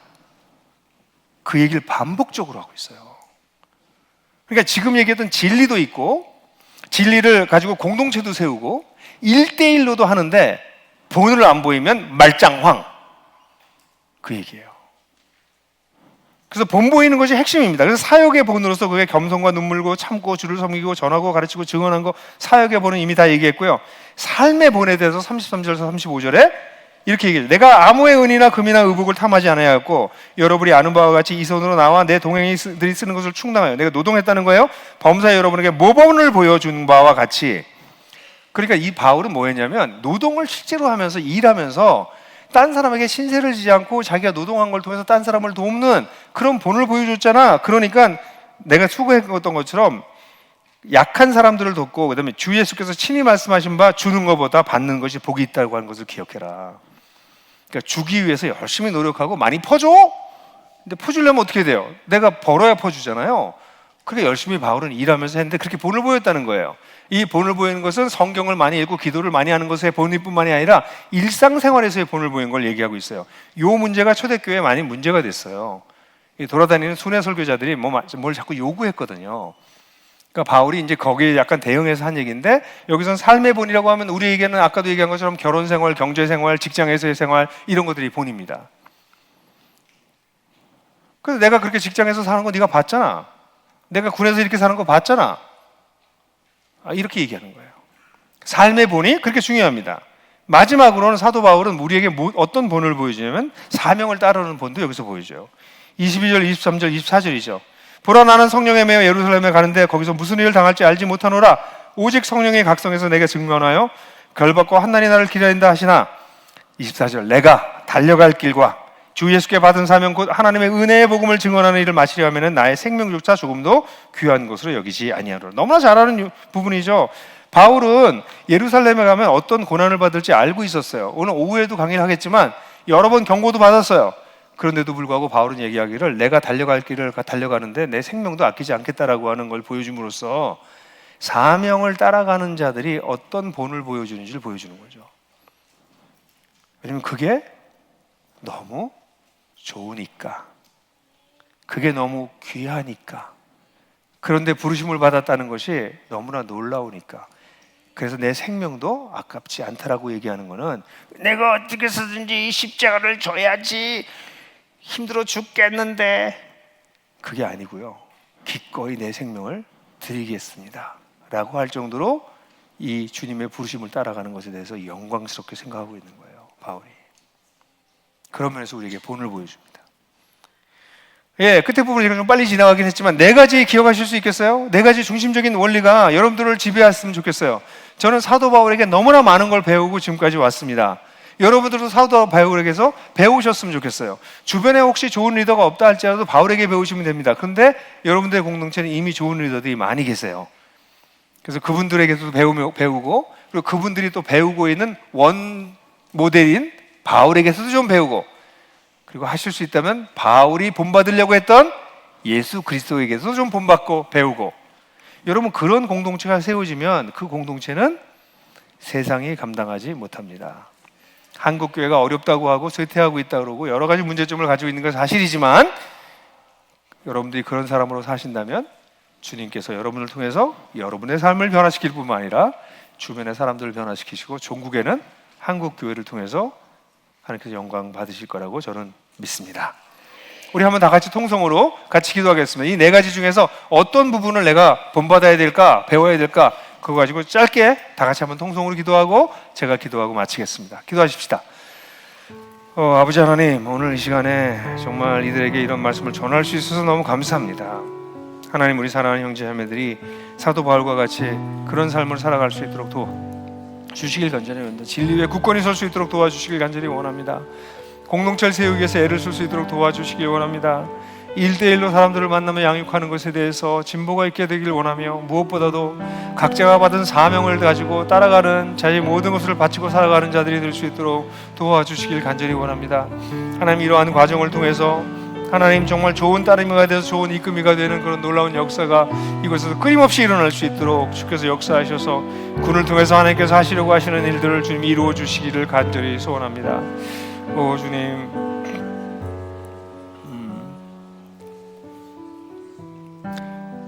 주님, 5명의 간증을 듣고 그들의 삶 속에서 이미 나타나고 있는, 그리고 우리가 사도 바울에게서 온전하게 나타났던 이 사역의 원리들을 이야기할 수 있어서 너무 감사합니다. 이런 설교를 할 때 본도 없고 예도 없으면 설득하기가 너무 어렵습니다. 이런 설교를 하면 사람들은 그건 성경에나 있는 얘기고 목사님들도 잘 못하는 걸 왜 그렇게 얘기하냐고 말하기도 합니다.